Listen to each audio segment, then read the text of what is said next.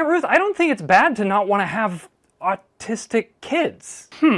Do you know what perspective that's called? What belief system that's part of? Side note, this kind of thinking is prevalent in the society my main character has to face in my debut novel, Scrapped Hope. If you want to support me as an author, check out my GoFundMe.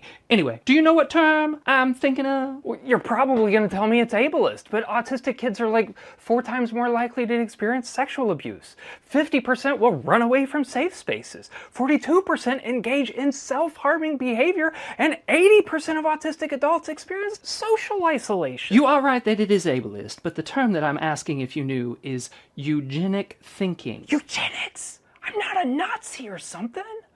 I know being autistic isn't a death sentence. Autistics can experience joy and connection and purpose. It's just that... Imagine if we applied the same logic to not wanting to have a girl. Girls, like, you don't want to have a girl, you just want to have boys? Oh, I am so sorry. The ultrasound is saying that it's a girl.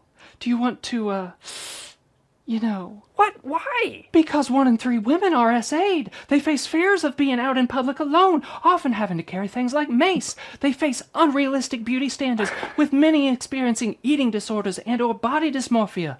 They are only paid 81 cents for every dollar a man is paid for the same job. You don't want to go through the heartache and extra parenting you'll have to do to have a girl. No, but... Remember, being a girl is not a death sentence. Girls can experience joy, connection, and purpose. Okay, that sounds infantilizing, but... The framework presented here has an unstated assumption that the potential for societal struggle is a morally acceptable justification for preventing the existence of a category of people. I don't want to erase autistics. I just don't want to have to struggle as a parent.